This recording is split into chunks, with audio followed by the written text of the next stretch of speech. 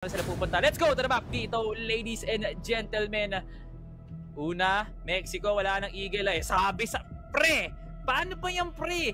Compound nga. Our decider will be Black Widow, pero ang ating next map will be Ankara. Parang eto ata yung mapito kanina. Ano to guys? Wala nagbago eh, no? Parang kinopya lang eh. Parang kinopya lang. Nireuse lang yung assets, pre, sinerox eh. Ganun lang talaga eh, no? Pero yeah, that is really looking pretty nice now for both Sunday Shrooms and as well as matches to know na hindi nagkakalayo yung map nila sa isa't isa, no? So sa laro mismo mo talaga makikita kung sino yung pwedeng lumamang. Tama ka dyan. And especially, yes, na-point out nga natin yung map pool ng kanilang paglalaruan. And this is now the real time. Kanina, pake lang. Ngayon, real. Real na to, pre. Real may kita natin. Ano nga ba yung mga real na paglalaruan nilang mapa? Port, Black Widow, and Compound. Pre, tama pa rin ako, pre. Ayun pa rin. Tama pa rin ako. Nanostra pa din. Pero unorthodox for matches, no, to prio the Black Widow instead of the Compound, no. Parang hindi ko yung matches niya na. Pero Sunday Shroom still heavily benefiting from the sniping prowess talaga ni Cetra, kaya pinili nila yung port. So no surprises on that end.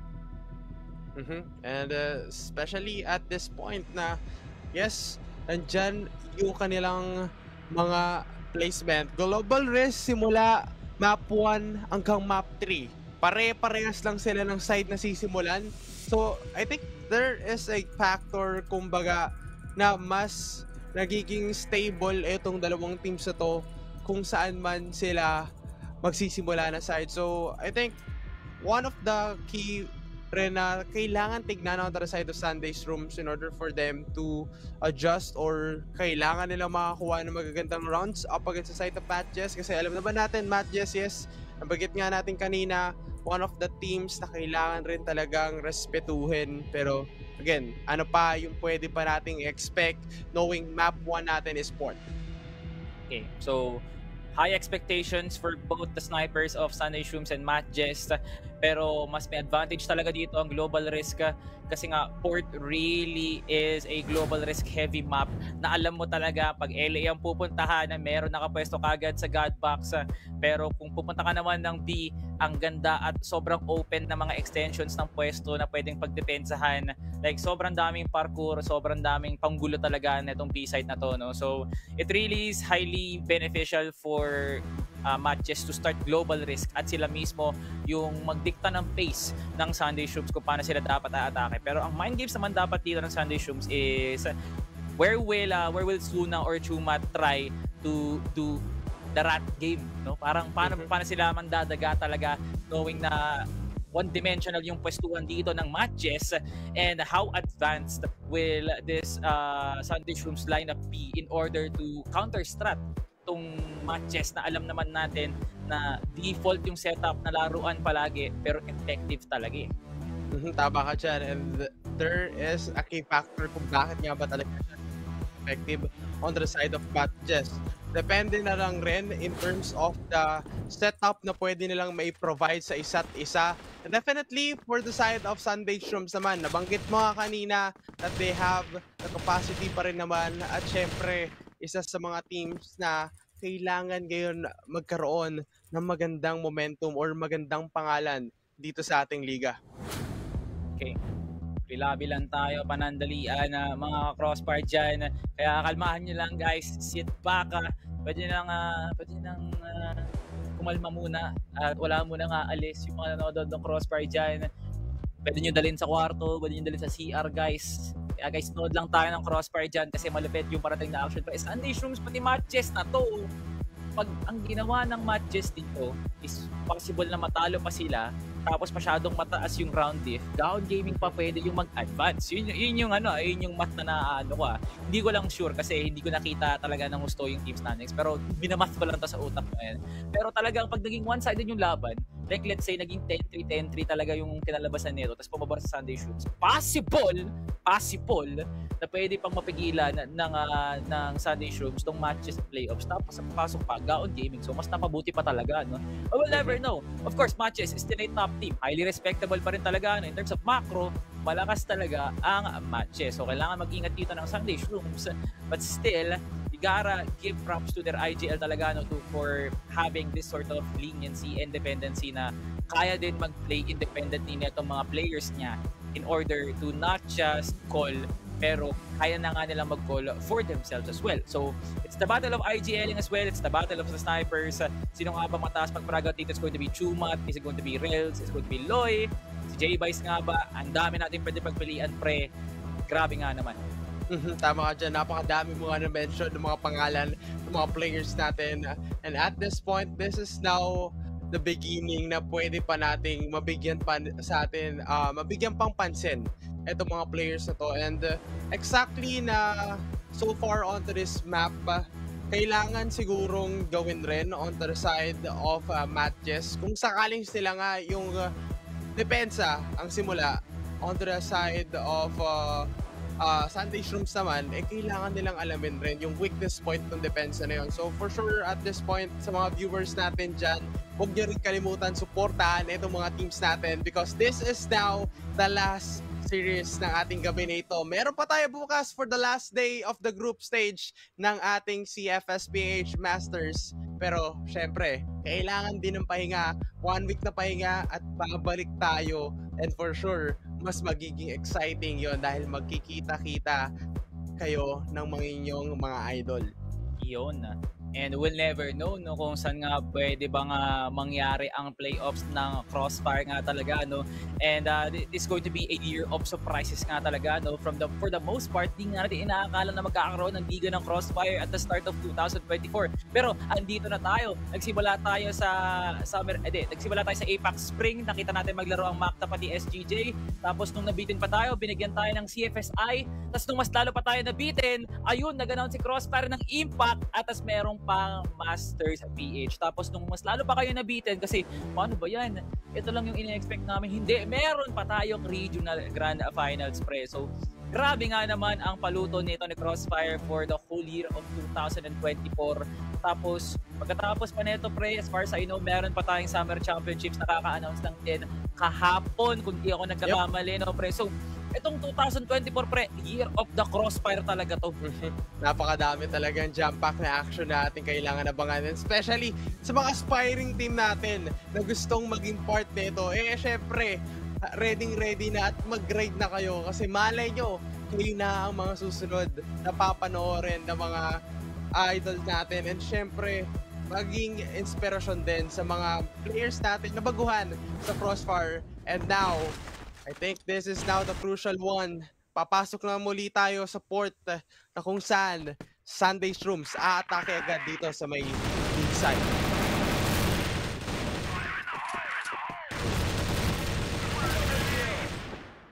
Uy, Loy, double kill. J-Vice, pipigilan na natin. There goes Ray with the nade.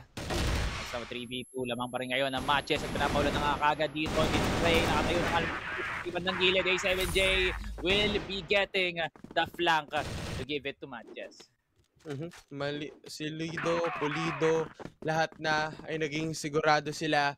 And all of the members ngayon ng Sunday Shrooms, kailangan maging handa dun sa mga play na yon. And knowing Loy, pinagtulungan na siya ng 3 pero nakakuha pa rin siya ng 2. So that is why kailangan rin talagang manegate agad yung ganung process para dito sa side ng matches kung ikaw ang side ng Sunday Shrooms. Pero for now, titignan natin paano pa ba yung gantong setup. 1 minute and 55 seconds. Okay. Matakbo ang oras. Still default here from the side of matches. Wala pang lumalasan dito from Sunday Shrooms and there's still no doubt from both Sunday Shrooms to attack at wala pa rin paghihirap dito ang matches para dumapensa, no pre? Kasi wala namang nagpapakita, okay pa rin naman na sila. And you gotta take a look at Sunday Shrooms' ability to control this mid na wala man lang ka-threat. Pero yung Cetra, dito lang din sa mid, binabantayan si Frey, papangunahan gagad ng Sunday Shrooms etong round na to with a kill onto A7J. Pero that opens up the mid side. Cetra, Luminia. And he gets one on to Frey. MZ, babalik na rin si Kid from Tondo. Na 4v3.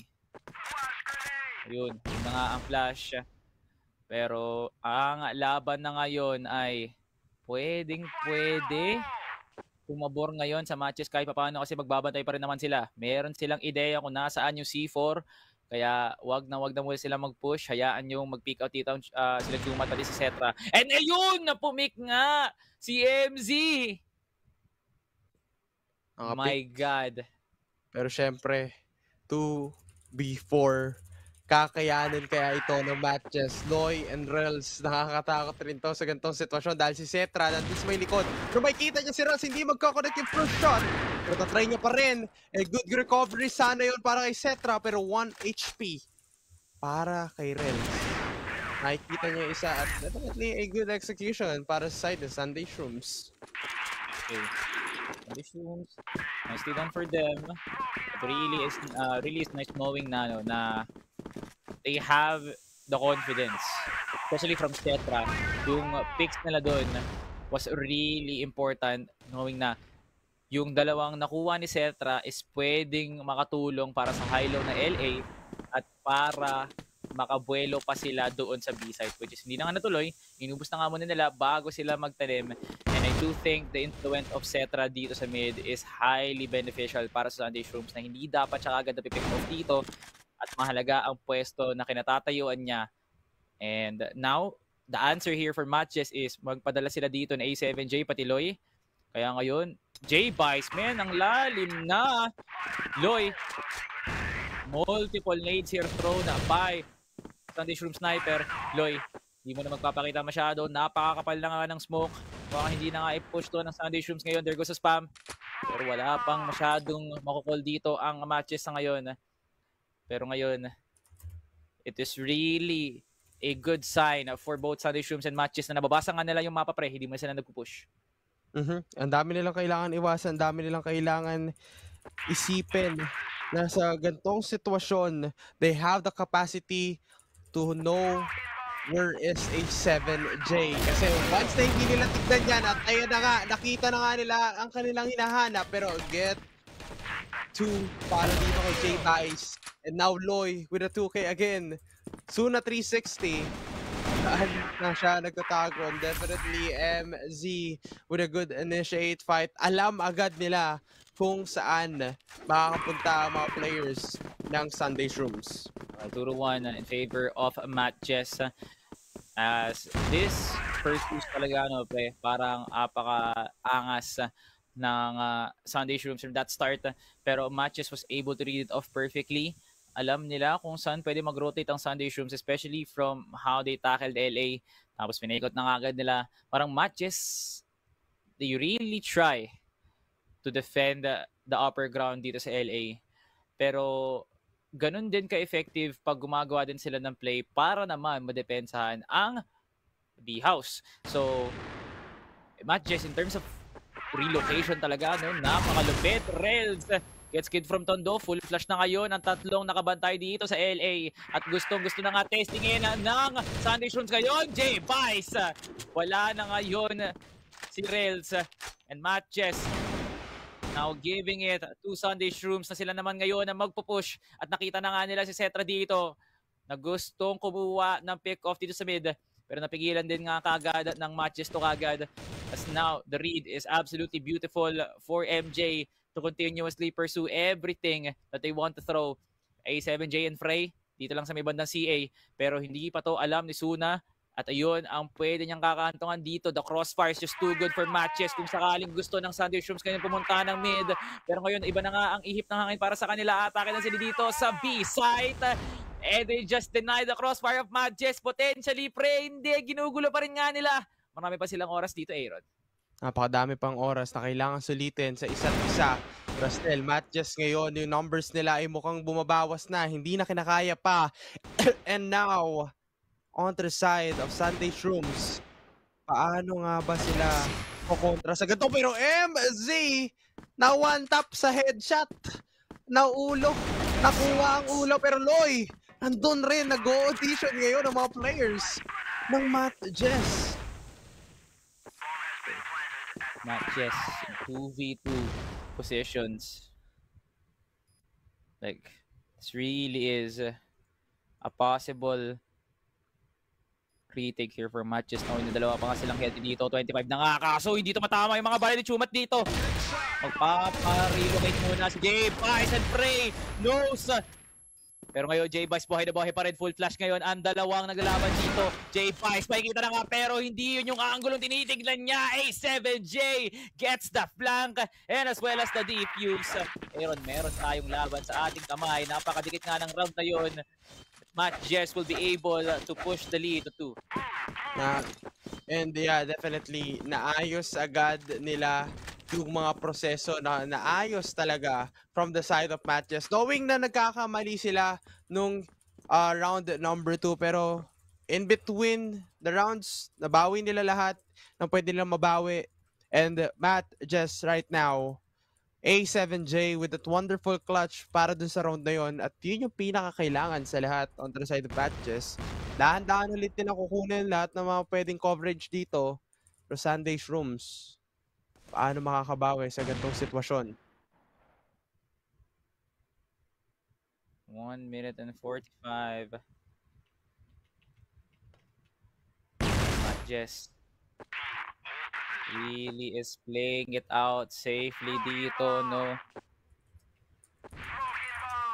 Wala munang magpapakita from Sunday Shrooms. And there goes the spam. Nagpapaulan na nga. Pero J-Vice munang mawawala. MC na rin. Tingnan mo naman yung rotation. Grabe naman yung nakakapitalize ng Matches ngayon. Isa lang ang nakuha ng Sunday Shrooms. Pero Matches, kahit hindi masyadong kumikilo sa mapa, they were able to get Kid from Tondo. Wait, no, not Kid from Tondo. It's actually J-Vice pala, no, rather. Pero Kid from Tondo, natag siya doon sa crossfire na sinet-up ng Matches. So kung lalo nakakadala dito ni Kid from Tondo, there goes the spam! MC, triple quad! Speed here for MC. He gets the quad. Napakalupit. MC with an anchor of a lifetime. Tila humigil yung hininga ng Sunday Shrooms doon.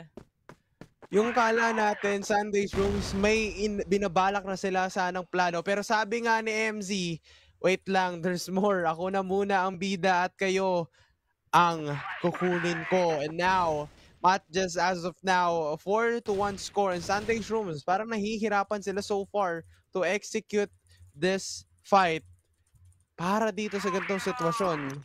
Paano pa nga ba ito mababawi? In order for them to gain back their momentum, is mapatay agad nila yung mga players from the side of Matches at hindi makakuha ng magandang clutch. Okay. Now, Matches. Okay. Talagang pick off, no? Pero I do think na dahil nag-grenade spam din kaagad ang Matches dito, it's safe to say na kahit wala man silang impormasyon na makuha, knowing na mabilis mamamatay kasi nga natag ng nade, really is good enough info, no? Nade spam, and util as well, dito pa yung bandang Godbox, nilarush na nga nila, A7J hindi nakarayak kagad, Kid from Tondo, gets A7J, and set na mahuhulog natin dito si Frey, Doy and MC na nga dito, pero mahuhulog yung kagad yung sumat, pala nga rin suna. And joint effort from Sunday Shrooms na mag-stack dito sa LA at napigilan na nga nila kaagad ang Matches doon sa kanilang depensa. And Sunday Shrooms with a quick round. Yep, a quick round, quick play para dito sa dalawang plays natin on the side of Sunday Shrooms. Nakaka-recover sila from that defeat, pero syempre si Loy pa rin naman yung kanilang itinarget. Chumat Cutie also will fall down, pero syempre doon pa rin naman yung trade-off para dito sa dalawang teams natin. May kita mo at mapapansin rin natin, apat ngayon yung papasok. Kid from Tondo trying to slay two members on the side of Matches, at dahil dyan, Sunday Shrooms na naman ang makakuha ng score. Matches not looking good so far after Sunday Shrooms getting those 2 rounds. It's like Sunday Shrooms nahanap na nilang agad yung magandang gameplay para mapigilan kaagad ang Matches. And yung paikot ngayon ng Sunday Shrooms is, kailangan lang namin makuha kaagad si Frey or si Loy. and doon na kagad magkakawatak-watak. And hindi pa nga natin natetest kung gaano nga ba kalakas ang retake ng matches. So ang ginagawa ng Sunday Shrooms talaga is sabihin na lang na bagalan mo na ng onte, pero para ma-overwhelm ang matches, play passive early, then go aggressive, aggressive start, aggressive on the end. Pero the moment that Frey and MC gets caught, probably si Rels din, by Cetra, opening yun na para sa Sunday Shrooms para mag-mid, and then feel ko talaga matches, hindi pa ganun ka-reinforce yung defense nila. Kaya for Sunday Shrooms, they might just capitalize this.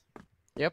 Napakaganda nga yung nasabi mo yan. Pero syempre, kailangan pa rin nilang ayusin yung mga kailangan ayusin. And as of now, there's still hope para dito sa side na Sunday Shrooms kung paano makapitalize lahat ng resources nila. And so far, so good para dito sa side na Sunday Shrooms is nakaka-cope up sila, nakakuha rin naman sila ng magandang sagot. Pero kailangan mo kasi dito is all of the flashes na gagawin nila. Mukhang babasagin nila yung depensa na pwedeng gawin dito ng dalawang members on the side of Matt Jess. At katulad niya, pero si MZ with a 2K agad. Pero hindi na alam, nandun sa may backset itong si Loy. Makakuha ng isa, hindi pa rin matitrade up. Pero sure na nga ba sila na si Cetra na lang yung natitira dun sa may corner. Napakahirap yun para sa side ng Sunday Shrooms. One more before we go to the half, matches could easily give back any round, pero yung sagot nila mas malakas pa doon sa mga binigay nila. Pero matches really knows how to play fast-paced and as well as to balance it out pag oras na ng disiplina. And the fact that matches really grouped up easily, pre, nasama-sama nga talaga sila, and that's good for business, pag ikaw ngayon ang matches. Pero Sunday Shrooms, what is now their next attack, knowing na this is the next round.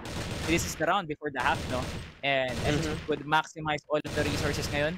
Parang Frey could easily push this, papunch ka agad ng Sunday Shrooms. And I do think that the influence of Cetra, hindi man natin masyadong nararamdaman from the last few rounds kasi it's mostly J-Vice, it's mostly Chumat. Pero Cetra, undeniably, pag napunta na nga talaga siya sa global risk, doon kailangan mag-ingat ng matches. Unless mapash nga nila kagad from the util dumps, yun lang dapat yung kailangan nila pag-ingatan. Counter-push strategy here for matches. No incoming in few. Pero look at how grouped up Sunday Shrooms dito sa mid. They're going to B-house. They're going to B-house, pre! Sama-sama na nga sila. Pero parang mag-cut off muna dito si Suna, mag-step up na nga si Pre, makikita na nga ang mga parating na kalbaro dito. Ay na! Kumakatok po kami! Oras na po para pumasok! Sunday Shrooms! Maagang pamasko nga ba? Maagang katok sa pinto? My God, Matches! Hindi ka agad nakareact. 54. Pero wala pa rin nakukubrang pwesto ngayon ng SS dito. They're now going back to the house once again. At nandoon lang mag-isa si Loy. Pero pwedeng makross para magagad ni LC. Hindi siya magpipit na kagad. And Loy! Double kill! Wala na ang SS. My God! Loy! Ayun pa! Susunod naman ngayon si Cetra! Matches! The timing was so good! Masyado silang nakampante, pre. Si Loy, nasa taas pa. Hindi niya napabayaan yung pwesto niya. Sunday Shrooms with 20 seconds left on the clock. And now, next step is J-Vice now trying to move out. And ngayon si Loy naman, he gets 3K over to MJ. Bilis na naging arangkada yon. A good transition because of the potential kills na nakuha nga din ni Loy. Double headshot takeoff. And once again, Matt Jess, binibigla tayo sa mga ganong sitwasyon na ginagawa nila. Up against the side of SS, Sunday Shrooms ngayon, they need to defend well dahil pwedeng biglain ulit yung atake dahil open yung B-side. Tingnan mo naman, walang kahit anong nagbabantay sa kanila so far. I think this is a bad decision para sa side ng kanilang team kasi kailangan nilang re-strategize, kailangan nilang i-consider din na mahihirapan yung isang magbabantay dun sa baby site dahil babatuan lang ng mga utilities sa may ere at kailangan nilang iwasan yan. Yun, Sunday Shrooms with a 5v5. Oh, this is a good 5v5 setup, my pre. Uy! It's actually pretty good. MJ with a possible flank play na parating. Gugulatin muna na sila si Cetra dito na hindi na kagad nakareact. A7J gets that headshot. At wala nang masyadong rescue dito for Sunday Shrooms. Other than the fact na iisa lang yung pupuntahan nga nila kagad. Jumat ngayon ang susunod na biktima. Ano yun? Sunday Shrooms now down. Yun. With from Tondo, spamming down for A7J. Kabuyan na nga rin agad. There goes a double, triple from Matches. Bakit ganun? Bakit ABC lang sa Matches? Kumuha ng multi-kill. Ayun na nga yun, hindi rin talaga natin alam kung bakit hindi pa na-punish pa yung 2 kills sa'yo. Pero na-flush pa yung kampe. Medyo napahirap pa to para sa side ng Matches. And there we have it now.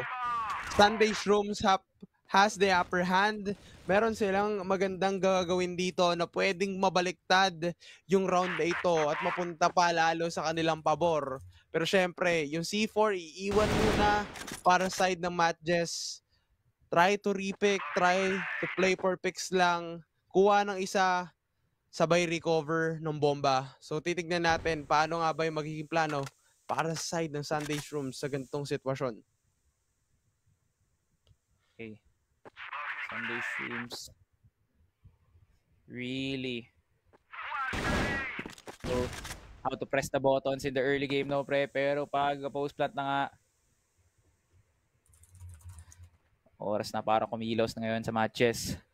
Pero, habang mabagal pa, may pacing pa nga ngayon ng Matches. Pero inuunti-unti na nga ng Sunday Shrooms dito para hindi na nga maging mabuti ang kalagayan na ngayon ng Matches. Kid from Tondo, finding Loy. Ngayon, boom site, pinapaulan na nga dito ni A7J. Kasi hindi nga alam, pas pa dito na masama si Jumat. Nice swing. But now, one more. MZ, paano naman yan? Cetra, Suna. Nakabantay lang dito sa LA. 45 on the clock. MZ. May paglaban dito kay Kid from Tondo and he gets the round for Sunday Shrooms na kinakapa pa rin ngayon ang port na to. Pero Matches still find more success. Kung aayusin muna na nila dito ang kanilang pag-atake. Sunday Shrooms with good amount of defense and they know to read the map. Titignan natin paano nga ba yung success na kanilang itinatawag ngayon. Kasi knowing that the side of both teams, mapansin mo rin talaga kung paano yung trigger discipline nila, paano yung diskarte nila. And yes, the side of Sunday Shrooms may ibubuga at may ibibigay talaga sila na diskarte. Natural para dito sa side na Sunday Shrooms ngayon yung kanilang ginagawang play. Pero syempre, Matches, kakaiba rin naman yung mga players nila na nakakuha ng mga solo and multiple kills. At this point, Loy and the side of MZ. And syempre, A7J also. With this help, this trio na nakikita natin ngayon so far sa performance nila, posibleng ma-disrupt itong A na gagawin nila. Okay. Uy, timing. Hindi niya alam. Timing. Di ko lang sure, pre, kung alam niya. Okay. A7J in frame. Uy, nagayos mo ganda yung timing ng flash, pre. Kulat na yun sa mata ni Cetra. Pero nakakapos pa nga rin ngayon ng Matches. Bigyan nila si Kumapa ni Sigit Pagtando. Cetra, double kill. At ayun na nga, ang sagot ng Sunday Shrooms, pre. Pag nag-push kayo, basta buhay pa si Cetra. Walang makakapasok sa ladder, pre. Oh my God. No way, Aaron. No way. Ibang klase yun. Yung timing and coordination ng dalawang players na ito or tatlong players, the trio setup nga na ina-point out ko kanina. And now, Suna 360 and Jay Baez. Sila na lang yung natitira. Pero si Reals yung first contact na itong dalawang ito. So may contact information. Ito si Loy na alam nila. Pero Reals with a low HP. Pero rinan down pa rin ni Suna 360. Na 50-50 play siya dun, but unfortunately, walang tumama ni isa on the side of A7J. Kaya, Sunday Shrooms, now a bit of a struggle para sa kanila. Pero umangat, mag-isa lang nakabantay! Mag-isa lang! Papas na rin ang tatlo! Apat nga ba? Susunod naman ngayon si J-Vice para matulungan si Chumat. What is this deep run here by Chumat? Tatlo ang kanyang swerteng numero. And Sunday Shrooms, what a strong round from Chumat's triple. Naman, yes. Ibang klase para dito sa side ng matches. Having that positive mindset na huwag tayong susuko, nandyan pa rin naman talaga yung potential na pwede tayong makabawi, pwede tayong makarecover. Still, all of the players right now from the side of Sunday Shrooms. 3 rounds pa ang kailangan nilang abulin. Pero Matt, Jess, 2 na lang ang kailangan nilang i-secure. So far, this is a silent round para dito sa side ng team ng matches. Kasi tingnan mo naman, uulitin siguro nila yung play na yon, pero hindi nila alam.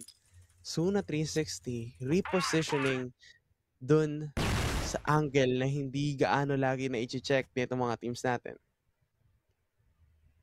Uy, wala pa din. Sunday Shrooms, wala pa ding nakabantay dito sa B. Isa lang though. At pwede pang mag-flank dito ang matches. Hindi na, they're gonna try to commit this. Pero sasama na ngayon si Rails dito sa A site. Actually, B site nga eh. Hindi, nag-drop siya. Oh my God. They're gonna go for LA. Oh my God. Yung C4 Andun si Suna, andun yung C4. Pre, alam nga nila kung nasaan yung C4 potentially. 50 seconds. Wala pa rin butyl dump. Ang ganda ng default dito. And ganyan na nga, pre. Ginugoyo lang nila. 2 na kayo. Bakit dito sa B-side? MC clear sa Chumat. J-Vice buhay pa. Pero di pa nila alam, no? Si Frey kasama na nga doon. Mga kagulo at nagaganap dito sa B. There goes the plant. Matches gets the side and gets the kills. Pero binabawit na nga ngayon ng Sunday Shrooms. Pero double kill for Loy will be a best answer here for Matches para mapigilan ang atake ng Sunday Shrooms dito sa retake na to. 24 seconds on the clock. And there's no room for error, no, for Sunday Shrooms here. With Suna at yung duguan. Pero is pa man lang dito ni Frey. As 9-5 match point for Matches. Mabilis na naging ganap yan para sa side of Matches. And this might be the round na kailangan i-secure ng Sunday Shrooms or side of Matches. Mararamdaman na nila ang unang tikim para din sa ating unang mapa. Pero Rose with a 2K! 2! Kaliwat kanan ang kanyang kinita at mukhang yung ulo pa ang tinamaan para sa mga players ng Sunday Shrooms. At dadagdagan mo pa Kid from Tondo staying the potential onto the side of Floyd, pero Frey with a 2K. And now, Kid from Tondo gagawa ng pangarap para sa kanyang kapunan, but unfortunately, Matches still securing this win. And it looks so easy for Matches to continuously give out such a good output, no?